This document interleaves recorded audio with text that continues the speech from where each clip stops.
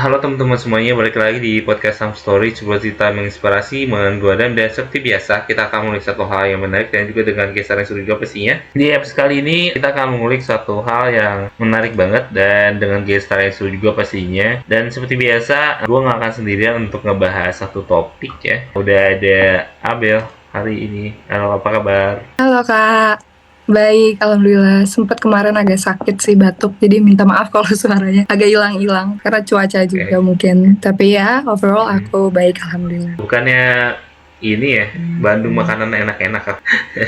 Enak Eh, apa? FVP aku tuh isinya makanan di Bandung sini lagi, makanan Bandung Bandung lagi ya. Bandung lagi kayak enak nih. Bandung lagi. Banyak sih makanan enak di Bandung.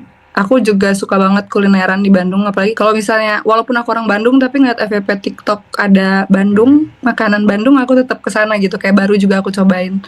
Cuman iya karena dari kemarin belakangan ini siang-siang tuh udah hujan terus, jadi aku juga lagi jarang keluar sih kalau belakangan ini karena nggak terlalu mendukung cuaca. Terus kemarin juga karena sempat sakit, jadi ya di rumah aja. Dari kamu tuh kalau bisa dibilang kesel gak kalau Bandung di weekend macet gak sih? Kesel banget, kesel banget. Macet Kenapa banget. semua orang pada ke Bandung ya? Stop ke Bandung gitu. Apalagi waktu waktu dari kemarin kan banyak banget ya kali libur-libur panjang gitu kayak Bener. hari-hari merah, tanggal merah panjang gitu. Terus semua orang ke Bandung. Jadi orang Bandung yang orang Bandungnya nggak kemana-mana, jadi nggak bisa kemana-mana juga di rumah aja gitu. Jadi yang banyaknya menikmati hari libur di Bandung mungkin justru kebanyakan orang luar Bandung ya daripada orang Bandungnya sendiri. Iya Gitu. makanya. Kamu biasanya kalau libur panjang itu berarti emang gak kemana-mana gitu, karena malas aja karena jadi macet juga dan nggak milih untuk keluar Bandung juga berarti. Tanggal merah aku banyakin ini sih waktu di rumah karena aku merasa Hmm. aku sebenarnya bukan orang yang fun di luar juga gitu, kayak aku merasa aku lebih enjoy sebenarnya untuk ngabisin waktu spend time di rumah. Jadi aku tuh Oh, mostly keluar tuh kalau memang ada kepentingan aja gitu. Kalau misalnya ada oke. temen jauh ke Bandung, baru aku samperin gitu. Atau emang ada Oke. meeting atau ada sesuatu hal yang memang urgensinya perlu banget aku keluar, baru aku keluar gitu. Tapi kalau misalnya enggak, kayak tanggal merah kan banyaknya orang ya liburan dengan pasangan, dengan teman-temannya sendiri gitu. Kecuali kalau misalnya kayak kemarin teman aku dari Jakarta, Caca ke Bandung, aku tetap samperin. Cuman kalau nggak ada ya aku lebih mending di rumah, Netflixan, terus nulis. Karena Oh, aku nggak kuat Kak, kayak maksud aku 2 jam ke tempat destinasi yang kayak cuman 7-8 kilo tuh nggak make sense banget. Kayak capek di jalannya juga, draining gitu. iya Jadi iya iya mau iya. ketemu orang pas udah ketemu udah capek duluan gitu karena di jalan yang macet. Jadi kayak aduh semua orang stop ke Bandung. So, Bandung masalahnya. Masalahnya ke Bandung itu termasuk kota wisata ya, sulit banget sih Iya sih, masalahnya. benar juga Iya. sih. Karena ya menyenangkan sih, Bandung menyenangkan. Cuman kayaknya kalau terlalu membludak juga orang Bandung. Apalagi kemarin tuh FVP aku lagi sering-seringnya tentang Kopo. Katanya orang-orang kalau di Bandung jangan Oh, ke kota mulu, main ke Kopo nih. Karena di Kopo tuh sering hujan, banyak debu gitu-gitu. Coba mana lihat Bandung estetik bagian Kopo kayak gitu. oh alah. Iya iya iya iya. Em, tapi sekarang apa yang lagi happening di Bandung berarti Yang buat lagi kamu? happening, aku nggak tahu sih. Aku sekarang lagi nggak fokus sama Bandung dan situasi sekitar aku kayaknya. Karena aku lagi fokus untuk mengejar karir aku juga, jadi aku kurang Mm-mm. memperhatikan ya. Cuman kayaknya emang kulineri lagi naik banget sih, apalagi kayak fotobox Bandung tuh kayak bermacam-macam gitu. Jadi orang-orang kayak ke Bandung tuh pasti kalau nggak untuk makan-makan, spot Mm-mm. estetik ya fotobox gitu. Menurut aku ya, kayaknya yang Iya recently aku iya tahu iya sih iya. itu. Wow, oke. Kamu kan berarti dari kecil di Bandung ya kan? Mhm.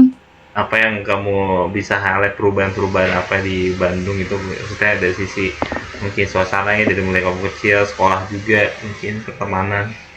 Karena aku lihat tuh circle Bandung tuh community-nya itu aja, itu pasti follow aku, kalau follow satu orang Bandung pasti dia follow juga tuh pasti. Iya, iya, iya.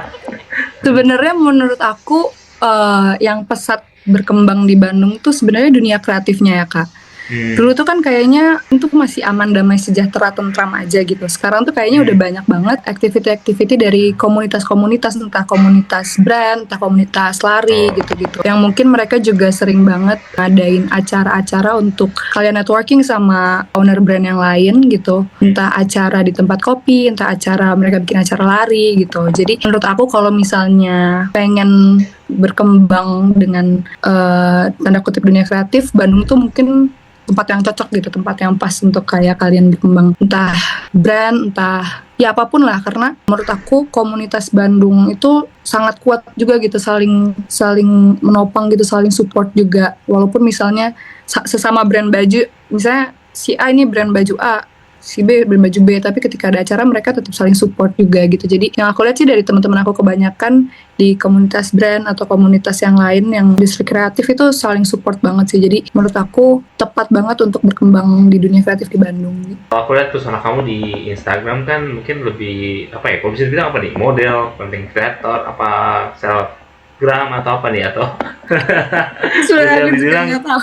Aku nggak pernah name it nama aku tuh sebagai apa gitu. Iya, soalnya kamu Karena nggak ada juga kan, maksudnya mungkin digital creator doang awal di sini ya, di gitu. iya. Heeh. Iya, karena pertama kali muncul aku kan di Instagram itu karena aku suka foto-foto, Kak. Jadi dulu tuh aku suka banget foto-foto, terus akhirnya adalah kayak fotografer-fotografer yang ngajak aku collab. Nah, dari situ mungkin bisa lah dinamai aku sebagai model gitu, karena aku awalnya tuh ya foto-foto aja, photoshoot gitu kerjaan aku. Nah, sampai akhirnya aku bisa mengekspresikan hobi aku, menulis, bikin puisi, bikin cerita, itu di Instagram juga. Berkembang dari model, terus aku memperlihatkan hobi aku dalam menulis, terus orang-orang juga audiens aku suka ketika aku menulis, dan mereka juga banyak yang relate sama tulisan aku. Jadi dari situ aku mungkin jadi kayak bukan penulis juga, tapi short of aku suka menulis gitu. Terus udah gitu setelah aku menulis di situ, aku bikin kayak musikalisasi puisi gitu sih dulu awal-awal banget, 2017 2018 mungkin ya. Wow. Terus setelah itu aku mulai dapat job-job kolaborasi sama beauty brand, fashion brand, sama beberapa mungkin platform juga yang ngebiasain aku jadinya syuting, photoshoot lagi gitu, tapi yang dalam konteks ini kerjaan. Nah, setelah itu barulah aku masuk ke TikTok tuh 2020. Jadi aku baru masuk Instagram itu 2017, baru masuk TikTok tuh 2020. Tapi di TikTok juga aku awal-awalnya kayak ya iseng-iseng aja karena lagi COVID juga kan pada saat itu. Jadi ya gabut-gabutan aja gitu sebenarnya. Cuman karena aku memang sangat suka bersosialisasi, mengenal orang baru, jadi dari TikTok juga aku ketemu banyak teman-teman baru aku yang sampai sekarang aku masih temenan sama mereka gitu. Terus ya udah, karena di TikTok ini perkembangannya lumayan pesat ya, lumayan semakin banyak juga yang menjadi content creator. Aku dari situ mulai mengembangkan lah nih sebenarnya fokusnya konten aku tuh mau kemana gitu. Jadi kalau misalnya untuk nge-labeling nama aku nggak tahu ya aku tuh sebenarnya apa nih. Cuman ya whatever it is ya aku mungkin akses aja di social media, tapi untuk sebenarnya aku ini content creator kah, model kah, atau apa ya, you name it, itu bebas aja karena kayaknya aku bisa jadi apa aja gitu di social media. Iya benar sih. Kamu kulihat juga sering konten sama adik kamu juga ya? Iya, aku suka banget. Karena mereka tuh setiap kali misalnya aku tag konten, mereka tuh suka pengen involve, mereka pengen ikut, mereka juga excited gitu untuk kayak melihat aku tag konten, mereka juga pengen gitu. Nah, daripada aku kesel mereka gangguin, jadi aku pada akhirnya ngajak mereka aja, udah ayo gitu, kita bikin konten yang bikin mereka senang-senang aja, nggak ke pressure banget gitu. Jadi ketika audiens aku melihat adik-adik aku ini lucu, menarik gitu, terus mereka juga jadinya selalu pengen tahu nih adik-adik aku kemana. Terus sekarang tuh yang ditanyain tuh bahkan lebih sering ke adik aku kayak, Langit sekarang udah segede apa, Air udah segede apa gitu. Jadi ya ya menyenangkan lah ngonten sama adik-adik aku, karena ya mungkin itu lebih dibawa fun aja, bukan yang kayak ayo ngonten, kita harus ngonten gitu, tapi kayak lebih dibawa seru-seruan aja. Iya sih. Kenapa kamu nggak bahas yang juga satu konten yang mungkin lebih serius gitu tentang hukum misalnya? Karena kan hukum di Indonesia kan lagi seru banget nih. Iya, betul. Sebenarnya aku tuh banyak bersuara tuh sebenarnya di Instastory aku kalau tentang perkembangan isu hukum ya. Kenapa? Di dulu tuh aku kayaknya nggak terlalu benar-benar expose pendapat aku, karena pada saat itu kan aku posisinya juga masih mahasiswa, dan aku tuh nggak akan bersuara kalau aku belum mantap dan aku belum yakin aku tuh 100% benar gitu. Jadi aku benar-benar butuh research, aku butuh brainstorming, aku benar-benar butuh discuss sama teman-teman aku juga gitu. Jadi beberapa hal pada saat aku kuliah itu masih aku suarakan lewat Instastory aku. Cuman sekarang juga kebetulan aku ada section baru di TikTok aku nantinya. Mungkin nanti aku post juga sih di Reels aku tentang Bell Opini. Jadi itu tuh opini-opini aku tentang social issue gitu. Jadi fokusnya sebenarnya nggak hanya ke hukum, tapi pendapat-pendapat aku tentang, iya kan permasalahan banyak banget nih di sosial media, nggak hanya tentang hukum gitu ya. Tapi pandangan-pandangan aku tentang isu yang lagi viral atau mungkin lagi happening di sosial media gitu. Menarik sih. Kan temen kamu juga rame tuh kemarin bahas BOP. Iya. Iya. Betul. Terus tanyain, kok bisa Anda bahas itu tiba-tiba gitu. Dari kamu sendiri kan berarti ngambilnya hukum. Kan emang dari awalnya memang pengen dihukum. Sebenarnya aku SMA itu IPA, Kak. Dan dari kecil tuh aku pengennya jadi dokter sebenarnya. Aku meant to be a doctor harusnya gitu, should be. Cuman waktu pas aku tes, terus aku juga alhamdulillah keterima di fakultas kedokteran tuh, aku berpikir lagi kayaknya untuk jenjang karirnya tuh lama gitu, pattern pendidikannya lama gitu. Pace-nya tuh lama. Abis kuliah aku harus koas, abis koas aku harus praktik dulu, abis praktik dulu aku harus spesialis gitu, lama banget. Dan kayaknya kurang fit gitu sebenarnya sama personality aku. Jadi aku tuh waktu dulu sempat psikotes waktu pas aku masuk SMA dan mau masuk kuliah. Jadi waktu masuk SMA itu aku pilih IPA IPS tuh aku psikotes khusus juga sendiri gitu. Dan ternyata hasilnya aku bisa IPA IPS. Cuman di sekolah aku dicondonginnya ke IPA. Nah, waktu pas aku kuliah, aku juga psikotes lagi. Setelah aku keterima di fakultas kedokteran di salah satu universitas swasta, aku psikotes lagi karena aku kayak kurang yakin nih kayaknya sebenarnya jadi dokter tuh agak kurang klik ya sama aku gitu, sama personality aku. Nah, pada akhirnya setelah aku tes, aku bisa juga ke dua-duanya. Jadi waktu itu pilihannya aku tuh pengen tetap kuliah yang profesi, tapi yang nggak terlalu lama jenjang karirnya dan nggak terlalu berat gitu hari-harinya. Kayaknya kalau dokter kan setiap minggu ada ujian ya Kak, jadi aku tuh kayaknya kurang cocok gitu sama itu. Jadi itu aku nanya lah, hasilnya bisa lebih condong ke fakultas kedokteran atau ke fakultas hukum. Nah jawabannya masih sama lagi, sebenarnya bisa kedua-duanya, tapi kalau ke personality kayaknya kamu lebih orang yang fleksibel, yang lebih dinamis gitu orangnya, jadi kayaknya hukum lebih cocok gitu. Jadi pada akhirnya aku memilih langsung straight fakultas hukum Unpar, gak pilih kemana-mana lagi, aku langsung yaudah aku daftar fakultas hukum Unpar. Di lingkungan keluarga juga banyak yang ambil hukum juga. Kalau di lingkungan keluarga aku, ayahku hukum juga. Jadi dapet insight juga dari ayah kamu untuk bisa ngambil hukum juga ya berarti. Iya, walaupun sebenarnya dia tetap berharap aku jadi dokter sih Kak dulu, cuma karena waktu pas aku udah keterima tuh dia seneng banget gitu, kayak finally. Tapi aku mungkin karena aku bukan dari keluarga dokter juga dan aku nggak ada background keluarga yang dokter gitu, selain keluarga jauh mungkin ya. Jadi aku kayaknya ya lebih cocok ke hukum deh gitu. Jadi akhirnya ya udah deh aku hukum aja gitu. Dan papi juga bilang ya udah kalau misalnya kamu nggak merasa berat, kamu suka ya udah. Dan emang dan saat aku suka juga kok kuliah di hukum. Maksudnya aku merasa aku sangat fit justru di hukum gitu. Tapi apa yang kamu paling senangin juga di selama kuliah gitu?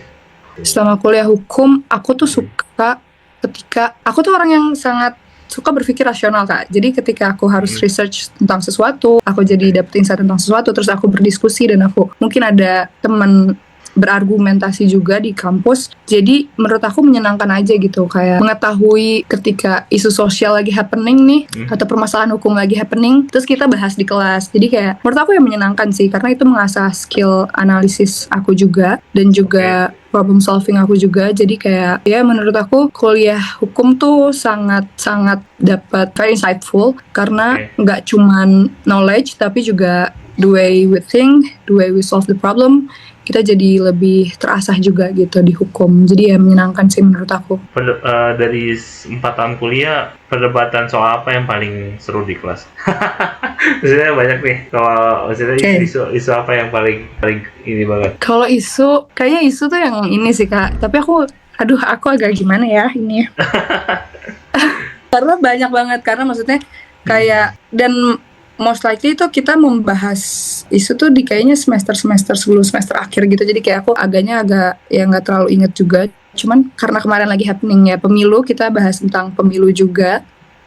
Terus kita bahas soal harus isu Kak. Kenapa aku harus membahas isu nih di sini? Iya. Aku lebih akan mungkin yang aku tekankan tuh ini aja sih. Di Fakultas Hukum Unpar tuh terutama hal yang paling berkesan di aku tuh bukan hanya diskusi soal isu sosialnya, cuman juga ada kelasnya tuh bener-bener kita melihat secara langsung. Kayak waktu kita kelas penologi itu kita ke lapas, salah satu lapas di Jogja, kita melihat secara langsung di dalam lapas tuh seperti apa. Terus kita juga interaksi secara langsung sama narapidananya. Kita boleh mengajukan beberapa pertanyaan ke mereka. Dan juga sebenarnya penologi ini mata kuliah yang mempelajari tentang sistem penjara dan juga sistem bagaimana memperlakukan narapidana semestinya gitu. Jadi kita juga harus tetap menghormati hak-hak asasi manusia yang mereka miliki gitu. Jadi ketika aku datang ke lapas di sana, cukup menyenangkan mengetahui background latar belakang kenapa mereka bisa masuk, alasannya kenapa, segala macam. Dan juga di sana tuh ternyata fasilitasnya lumayan banyak, Kak. Jadi ada kayak barbershop gitu, tapi yang nyukurnya dan yang dicukurnya itu ya narapidana di situ sendiri gitu. Jadi mereka tuh punya banyak banget kayak aktivitas-aktivitas untuk tetap mengembangkan kemampuan mereka yang mungkin nanti pada akhirnya ketika mereka keluar dari lapas akan bisa mereka kembangkan gitu. Dan yang paling aku ingat tuh ada juga kegiatan masak-memasak. Waktu itu mereka bikin kayak bakpia gitu, terus aku cobain dan enak banget juga gitu. Itu mungkin salah satu yang berkesan. Dan lain hal tuh masih banyak sih. Sebenarnya ada dua kelas lagi yang aku paling ingat tuh. Ada mata kuliah Kapital Selekta Hukum Pidana. Di situ waktu itu kita lagi bahas tentang materinya tindak pidana perdagangan orang. Dan pada saat itu dosen aku tuh mendatangkan secara langsung yayasan yang bisa nge-rescue orang korban dari TPPO itu, dan juga korbannya juga didatangkan secara langsung gitu. Dan ketika kita melihat secara langsung dan kita bisa juga mengajukan pertanyaan yang nggak triggering mungkin ya, pertanyaan-pertanyaan yang kayak umum aja. Dan beliau juga, korbannya juga menceritakan tentang pengalaman beliau secara lumayan detail. Jadi kayak itu lumayan insightful aja sih untuk mengetahui bahwa sebetulnya kejahatan tindak pidana perdagangan orang tuh benar-benar ada gitu. Wow, banyak juga masalah-masalah yang ternyata orang tuh nggak sadar dan ternyata terjadi juga ya ternyata ya. Ada satu film yang bakal keluar nih bentar lagi pas kita tag ya. Itu filmnya Bang Joko Anwar. Oh iya ya, yang laki-laki semua itu bukan ya? Iya, yang Ghost in Shell. Itu gokil sih itu. Kemarin aku dapat screeningnya tapi aku nggak sempat bisa nonton. Jadi mungkin pengen nonton pas udah naik aja di bioskop. Tapi dari kamu, kenapa sih orang itu harus selesai dengan dirinya sih gitu? Dan mungkin kamu bisa kasih tips gak supaya orang juga mungkin selesai dengan urusan dirinya dulu nih, baru mungkin kayak tadi berani untuk berpendapat dan lain-lain. Menurut aku kenapa orang harus berdamai mungkin ya sama dirinya sendiri, itu karena menurut aku satu-satunya orang yang akan membantu, menemani dan ada tuh sebenarnya cuma diri kita sendiri, Kak.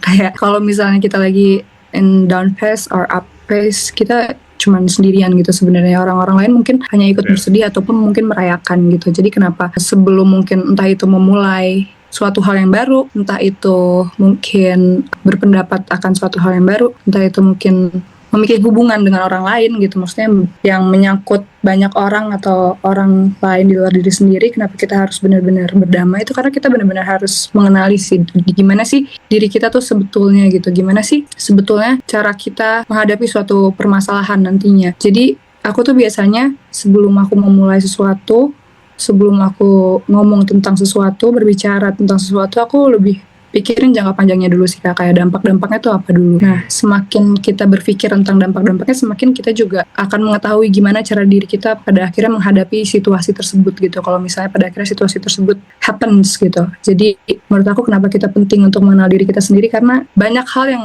di luar ekspektasi yang mungkin akan terjadi di luar sana, yang kadang kalau misalnya kita nggak kenal diri kita akan gelagapan aja gitu. Kita akan mungkin nggak tahu nih arahnya gimana, aku nggak tahu cara hadapinnya, mungkin aku akan stressful, depressed, mungkin aku juga mungkin bisa drowning gitu kalau misalnya aku nggak ngenalin diri aku seutuhnya gitu. Makanya kenapa menurut aku mengenali diri itu adalah bagian terpenting, karena setiap kita menghadapi masalah, kita harus bisa tahu how to solve the problem dengan diri kita sendiri gitu masing-masing. Di sini sebenarnya pengen tahu juga sih, kamu melihat sebenarnya pesona kamu secara personality itu, kan ada bilang kayak di medsos sama di aslinya itu beda, itu kamu gimana?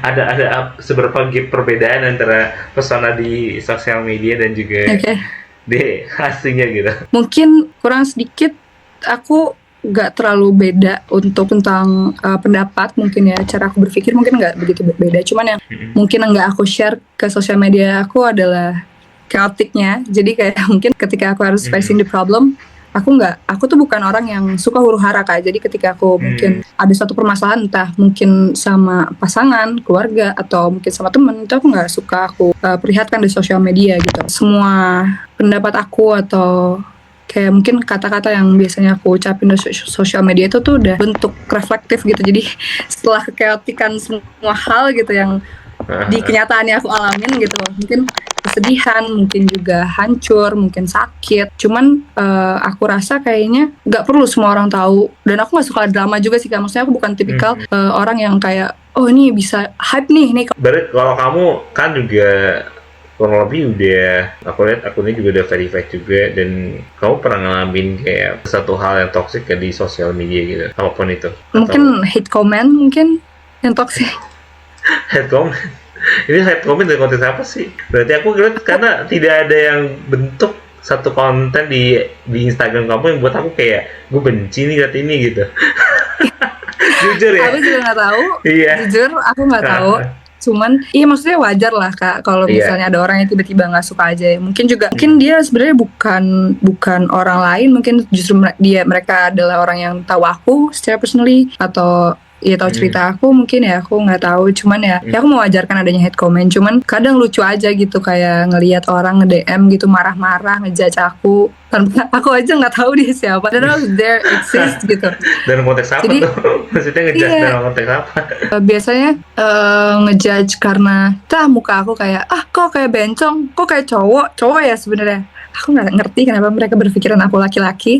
Cuman itu agak lucu aja sih. Sama paling mungkin kayak kok pacarnya baru lagi kayak gitu. Cuman aku kayak aku nggak pernah nanggep pusing sih, maksudnya aku nggak pernah masukin hati juga karena aku rasa bukan kritik yang membangun itu ya, cuman angin lewat aja dan nggak ada impactnya apa-apa ke aku. Jadi kadang nggak aku tanggepin juga, atau kalau misalnya aku lagi gemes banget ya sekali aku tanggepin ya untuk lucu-lucuan aja gitu, nggak yang kayak gimana-gimana juga, karena iya kan mereka pakai fake account juga gitu, aku nggak tahu siapa mereka juga. Aku nggak tahu sebenarnya aku bikin salah apa ke mereka, karena mereka maksudnya bahkan untuk sosial media aku aja aku hanya memperlihatkan mungkin 1/4 hidup aku gitu, nggak keseluruhan. Jadi kayak ketika ada orang yang hate komen aku kayaknya nggak berarti besar banget untuk aku karena mereka nggak pernah benar-benar tahu aku juga gitu.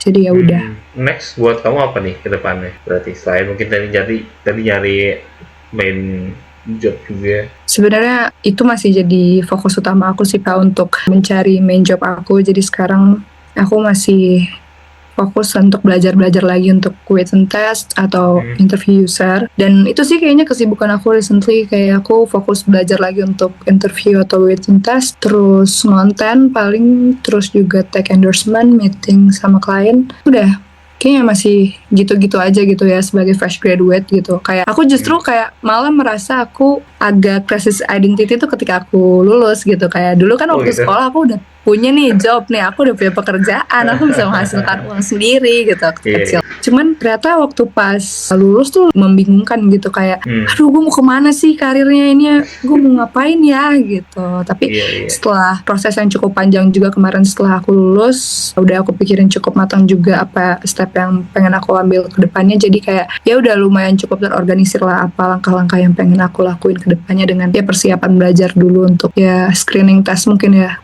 untuk masuk kerja gitu. Aku ada kok di fase itu kan, aku buat podcast ini kan di fase itu ya, soalnya setelah benar kayak after skripsi selesai banget. Bahkan sebelum skripsi selesai udah nyiapin, tapi belum mau konten aja, maksudnya udah nyiapin doang sih, kayak buat IG, buat akun Spotify dulu. Spotify buat uploadnya, atau buat dulu namanya Anchor ya, lebih ke iya aku sempat pakai loh Kak itu. Aku sempat punya bukan podcast ya, aku kayak cuman ngomong-ngomong aja gitu, monolog kayak, gitu. Iya, yang tentang puisi tadi. Iya, seingat aku. Kan nggak aku lanjutin juga itu karena aku kayak agak malu gitu pas aku dengar suara aku lagi sendiri, kok kayak aneh gitu. Jadi kayak aduh enggak deh, kayaknya enggak dulu gitu. Jadi nggak aku lanjutin. Iya, soalnya dulu di algoritmanya di Spotify itu 2019-2020 kan Ridik Seduh. Iya. Betul, itu tuh tahun-tahun aku mencoba itu. Iya, banyak orang ya selama pandemi buat konten-konten yang mirip gitu soalnya. Oke, thank you banget Abel udah ngobrol sama aku hari ini, seru banget sih. Mungkin satu hal yang pengen aku lakuin sih memang pengen main ke Bandung. Udah lama banget saya nggak ke Bandung. Karena FVP saya tuh Bandung semua. dan kayak pengen penasaran juga kalau ke Bandung naik Wush ya. Secepat apa gitu kan. Cepet banget Kak, seru kok. Kakak belum pernah pakai Wish? Belum pernah. Karena emang Seru banget. harus ada event. Kita bikin event kali di Bandung. Boleh. biar ini Iya, kali ya. serius. Sumpah, di Bandung tuh banyak banget acara, Kak. Bener-bener di Bandung tuh banyak banget acara. Kalau misalnya Kakak Iya. mau ngadain atau mau kolaborasi sama brand-brand di Bandung tuh kayak very easy gitu. Karena Wow. bener-bener mereka tuh di Bandung tuh banyak banget komunitas brand, komunitas kumpulan orang yang memang sangat support tentang dunia kreatif gitu. Jadi kalau misalnya Kakak mau ngadain event di Bandung itu very possible menurut aku, karena orang-orangnya menurut aku oke banget sih di Bandung. Coba ya. Buat teman-teman yang mau ikutin kamu di sosmed bisa di ban ya berarti. Boleh, kalian bisa follow Instagram atau TikTok aku. Akunnya namanya sama, Syahfa, SYAHFAA FVG. Oke, langsung aja ikutin tadi kegiatannya Abel dan juga update-nya juga di sosmed. Buat teman-teman yang ingin bekerjasama atau ada ide untuk konten podcast Some Story selanjutnya, bisa banget ya satap on Instagram di @podcastsomstory, dan juga bisa ya melalui email kita di podcastsomstory@gmail.com. Dan thank you buat teman-teman semua yang sudah mendengar Samtalk episode ke 144 bersama Abel, and see you in the next episode. Dadah semuanya. Bye-bye!